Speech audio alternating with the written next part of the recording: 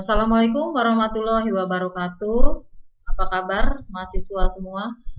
Untuk kali ini materi kita adalah mengenai ilmu negara ya. Mohon maaf selama ini saya belum pernah untuk bisa online, belum bisa bertemu bertatap muka lagi dengan saudara karena memang kondisi yang sangat tidak memungkinkan.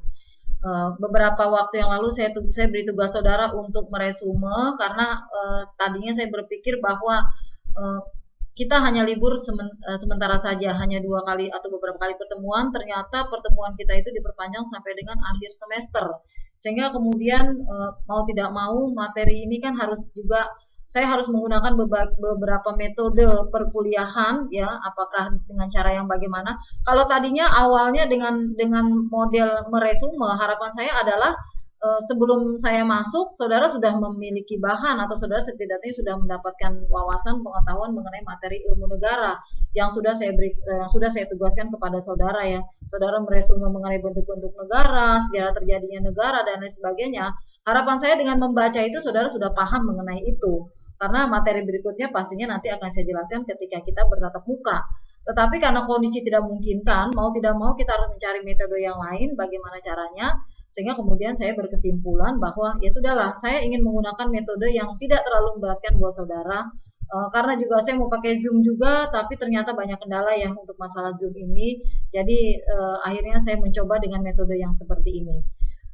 Untuk kali ini penjelasan saya, mungkin nanti kalau ada pertanyaan-pertanyaan dan lain sebagainya, saudara bisa menghubungi saya baik melalui WA atau saudara misalnya pokoknya bagaimana caranya lah supaya mudah kita berkomunikasi. Saudara mau menghubungi saya di telepon atau melalui WA dan lain sebagainya, silahkan. Saya terbuka untuk itu.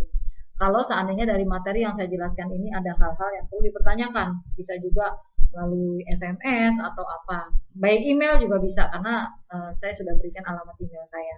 Ya, jadi materi saya hari ini adalah mengenai negara hukum. Setelah saudara membaca mengenai bentuk-bentuk negara, sejarah terjadinya negara, maka kita masuk mengenai negara hukum di sini.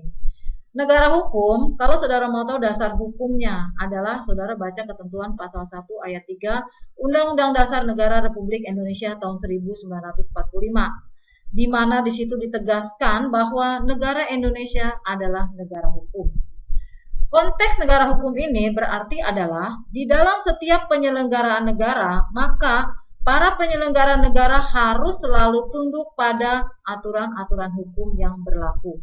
Jadi ada unsur-unsur negara hukum ya, beberapa unsur negara hukum. Yang pertama adalah legalitas dalam arti hukum dalam segala bentuknya.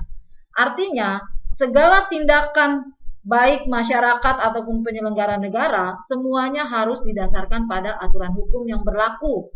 Ya, jadi asas legalitas, semua hal-hal yang dilakukan harus beracuan kepada hukum yang berlaku. Seandainya ada pertentangan terhadap hukum yang berlaku, maka ya tentu saja ada ketentuannya. Seandainya terjadi penyimpangan atau pelanggaran terhadap hukum yang berlaku, ya saudara bisa baca ya. Misalnya kalau ini berkaitan dengan masalah pidana atau perdata dan lain sebagainya, semuanya ada acuannya. Kemudian yang kedua adalah adanya perlindungan terhadap hak asasi manusia. Salah satu unsur bahwa suatu negara itu adalah suatu negara hukum, maka negara tersebut harus memberikan perlindungan terhadap hak asasi manusia. Yang dimaksud dengan hak asasi manusia sebenarnya kalau saudara mau tahu definisinya banyak, tapi saya tegaskan di sini bahwa yang dimaksud dengan hak asasi manusia ini adalah hak yang melekat dalam diri manusia semenjak manusia itu berada di dalam kandungan sampai dengan dia meninggal dunia. Kenapa berada dalam kandungan?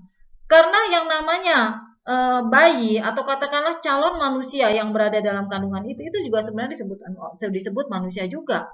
Makanya aborsi dilarang. Bayi yang berada di dalam kandungan tidak boleh digugurkan kecuali dengan alasan-alasan tertentu seperti misalnya alasan kesehatan, misalnya seperti itu. Jadi seandainya ada tindakan aborsi ya tentu saja pasti ada hukumnya. Nah itu seperti itu. Jadi artinya perlindungan terhadap hak asasi manusia ini adalah sejak manusia itu masih berada di dalam kandungan.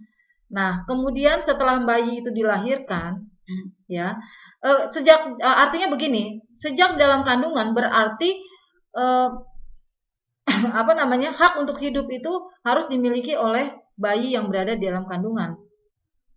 Kemudian setelah bayi ini dilahirkan, kemudian dia hidup di dunia, maka dia juga memiliki perlindungan terhadap hak asasinya. Nah, hak asasinya ini adalah hak asasi yang berkaitan dengan seluruh aspek kehidupan manusia. Baik hak di bidang politik, saudara pasti tahu ya kalau hak di bidang politik itu kan berkaitan dengan hak pilih, hak memilih dan dipilih, hak untuk kita berorganisasi ataupun berserikat, misalnya berkumpul dan lain sebagainya. Ini berkaitan dengan masalah politik. Jadi hak untuk kita apakah mau masuk menjadi anggota partai politik atau tidak. Termasuk di dalamnya adalah hak untuk kita memilih wakil-wakil kita yang akan melakukan atau menjalankan penyelenggaraan negara. Bahkan kita pun memiliki hak untuk dipilih. Tentu saja apabila kita memiliki persyaratan-persyaratan tertentu. Jadi artinya saudara berhak kok untuk menjadi presiden atau menjadi anggota DPR, ya legislatif dan lain sebagainya. Tentu saja apabila saudara memenuhi persyaratan-persyaratan yang sudah ditentukan di dalam undang-undang. Itu memang legalitas ya. Jadi hak di bidang politik ini dilindungi oleh undang-undang. Nah, kemudian hak di bidang ekonomi. Kalau kita bicara mengenai hak di bidang ekonomi tentu saja berkaitan dengan masalah kesejahteraan. Jadi yang jelas di sini adalah hak untuk hidup yang layak. Hak untuk hidup layak itu dijamin di dalam Undang-Undang Dasar Negara Republik Indonesia tahun 1945. Terkait dengan kondisi sekarang dengan adanya kasus COVID-19 ini ya. Jadi saudara bisa tahu bahwa ini banyak sekali perekonomian masyarakat yang kemudian terpengaruh oleh kondisi atau keadaan yang sekarang ini. Nah, kondisi yang seperti ini semua menjadi tanggung jawab pemerintah. Jadi memang ini tidak bisa kita hindari ya, PHK besar-besaran, kemudian ini juga berpengaruh atau berdampak pada para pekerja online dan lain sebagainya. Ini hal-hal semua yang tidak bisa kita hindari. Disinilah kemudian karena ada hak di bidang ekonomi yang menjadi hak yang dimiliki oleh seluruh rakyat Indonesia, maka kewajiban dari negara lah untuk bisa bagaimana caranya hak-hak ini bisa terpenuhi. Makanya pemerintah mengupayakan bantuan dan lain sebagainya ya. Nah ini terlepas dari adanya penyimpangan dan lain sebagainya, tapi ada kewajiban negara untuk memberikan hak yang layak bagi warga negaranya. Karena di bidang perekonomian ini adalah hak di bidang perekonomian ini adalah menjadi tanggung jawab dari negara. Kemudian di bidang sosial ya tentu saja banyak ya hubungan sosial. Ini juga kita juga tidak bisa pungkiri dengan adanya PSBB, pembatasan sosial berskala besar. Ini kan juga sebenarnya berpengaruh ya. Kita kan harusnya memiliki hak untuk berinteraksi dan lain sebagainya misalnya. Tapi mau tidak mau kita juga harus membatasi diri, tidak boleh juga kita berkumpul. Termasuk dalam ketika saudara harus menempuh pendidikan ini. Saudara belajar, saudara harus mendapatkan ilmu. Saya harus mengajar, ini juga tidak mungkin kita bisa bertatap muka. Sehingga hal yang kita lakukan sekarang ini adalah salah satu contoh bahwa bagaimana caranya hak saudara untuk bisa mendapatkan ilmu di bidang pendidikan ini bisa saudara dapatkan. Ini juga upaya juga sebenarnya ya. Jadi UIN ini juga adalah salah satu kampus negeri. Jadi artinya pemerintah punya kewajiban untuk memberikan pendidikan yang sebaik-baiknya kepada mahasiswanya dan saya lah selaku dosen yang kemudian memberikan materi kepada saudara. Jadi saudara tetap mendapatkan materi dari saya terkait dengan masalah yang saya ajarkan, khususnya hari ini adalah masalah ilmu negara. Nah, masih kita lanjut tadi ya. Jadi ini salah satu hak di bidang pendidikan yang berkaitan dengan sosial budaya juga. Jadi saya mencoba untuk menjalankan kewajiban saya sebagai dosen, saudara, ini adalah upaya saudara juga untuk mendapatkan atau hak saudara untuk mendapatkan materi yang memang menjadi kewenangan saya untuk memberikannya kepada saudara di bidang sosial. Jadi hubungan kita juga terbatas, hubungan saudara dengan masyarakat juga kemudian dibatasi. PSBB dengan berbagai aturan-aturannya saudara baca ya. Jadi kita juga sekarang dibatasi, saudara berkendaraan juga dibatasi. Kita keluar juga kalau tidak perlu-perlu banget juga sekarang dilarang. Tapi mau tidak mau, apakah itu dilarang? Enggak. Hak asasi manusia boleh dibatasi. Bukan berarti kita memiliki kebebasan yang sebebas-bebasnya. Hak asasi manusia boleh dibatasi, tapi di pembatasannya itu ada dengan undang-undang. Tetapi pembatasan yang dilakukan oleh pemerintah ini semata-mata memang demi kepentingan umum, bukan berarti dengan adanya pembatasan ini kemudian hak dari seluruh warga negara itu kemudian menjadi kemudian terpotong lah atau katakanlah terbatasi seperti itu. Ya, jadi ini juga dalam rangka demi kebaikan seluruh warga negara Indonesia juga, pembatasan sosial, budaya, keagamaan juga kita dibatasi. Inilah perbedaannya sekarang ya. Kita suasana Ramadan sekarang mungkin berbeda dengan suasana Ramadan sebelumnya, di mana kita bisa sholat tarawih berjamaah di masjid, sholat Jumat juga begitu. Saudara tidak bisa lakukan lagi di masjid, tapi sekarang diganti dengan sholat wajib, sholat zuhur ya, seperti itu. Kita juga tidak bisa tadarus secara bersama. Banyak hal yang kemudian membatasi terkait dengan masalah keagamaan. Gak bisa lagi kita kumpul-kumpul untuk mendengarkan pengajian rutin dan lain sebagainya. Karena ini juga berkaitan dengan masalah sosial budaya juga, tetapi ini sangat terpaksa dilakukan demi juga untuk kepentingan seluruh rakyat Indonesia. Ini juga hak ajasi, tapi bagaimana caranya hak ajasi manusia itu bisa terpenuhi meskipun ada pembatasan, itulah yang sekarang upaya-upaya yang telah dilakukan oleh pemerintah. Sosial, budaya, keagamaan. Dan di bidang hukum bagaimana? Di bidang hukum juga seperti itu. Sekarang juga pengadilan-pengadilan juga sudah mulai menerapkan persidangan online. Mahkamah Konstitusi juga sekarang sudah menyidangkan juga berkaitan dengan masalah perkara-perkara pengujian undang-undang. Tetap MK melaksanakan persidangan. Namun bagaimana cara persidangan itu tetap bisa dilakukan? Itulah yang kemudian juga dilakukan oleh Mahkamah Konstitusi. Bagaimana caranya sidang tetap berjalan? Bagaimana caranya hak-hak dari katakanlah hak-hak konstitusional dari warga negara yang mengajukan permohonan itu dapat tetap berjalan, itu kemudian juga diantisipasi oleh Mahkamah Konstitusi.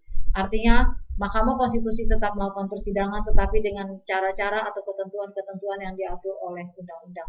Itu juga ya di bidang hukum ya. Jadi kita memang dibatasi, tetapi pembatasan itu kemudian juga harus ada keseimbangan antara hak dan kewajiban seperti itu.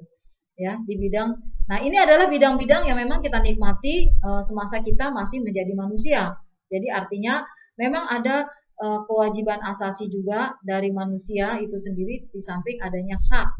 Nah, kalau tadi sudah saya katakan bahwa hak ini dimiliki oleh manusia sejak dalam kandungan, kemudian setelah lahir seluruh hak ini melekat dalam setiap aspek kehidupan manusia, politik, ideologi politik, sosial budaya, hukum, ya dan lain sebagainya. Maka kemudian, apakah ketika manusia itu sudah meninggal dia masih memiliki hak? Tentu saja masih.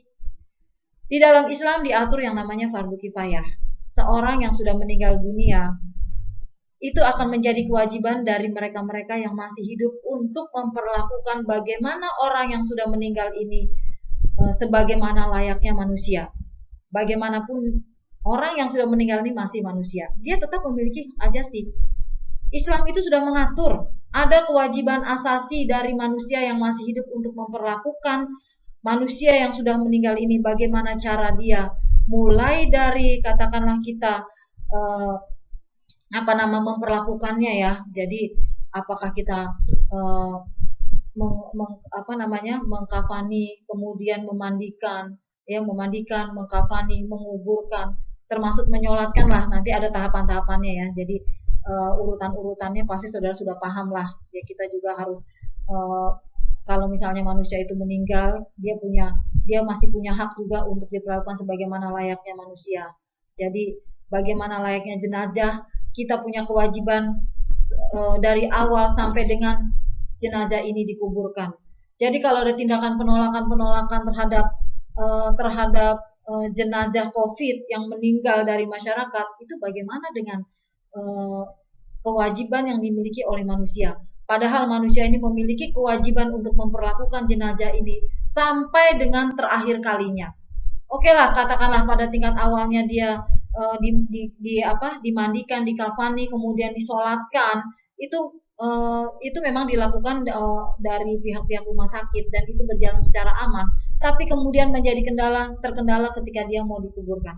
Ini juga sebenarnya adalah merupakan hak ajasi manusia juga. Kendati pun manusia ini sudah meninggal, dia tetap memiliki hak. Itulah yang saya katakan, bahwa manusia ini tetap memiliki hak untuk diperlakukan sebagaimana layaknya manusia sampai dengan dia sudah meninggal. Nah, Cuman memang kalau sekarang agak ironis ya, kalau di Jakarta itu kan manusia yang sudah meninggal itu tetap harus kontrak ya. Jadi ngontrak ini persoalan. Cuman kan kalau dia punya keluarga, kontrakannya masih bisa dibayar. Tapi kalau dia sudah tidak punya keluarga, siapa yang membayar kontrakannya? Ini juga menjadi persoalan juga. Ya, pasti saudara tahu ya, berapa iuran kontrakannya gitu. Dan bagaimana mungkin seorang yang sudah meninggal itu membayar kontrakan? Tapi ini terjadi. Nah, ini bagaimana? Padahal eh, dia harus memiliki hak, katakanlah sampai dengan dikuburkannya. Tapi dikuburkan pun kemudian haknya ini kemudian menjadi dibatasi karena kalau dia tidak bayar kontrakan masa harus diusir juga, bagaimana cara pengusirannya, ini juga menjadi suatu persoalan ya.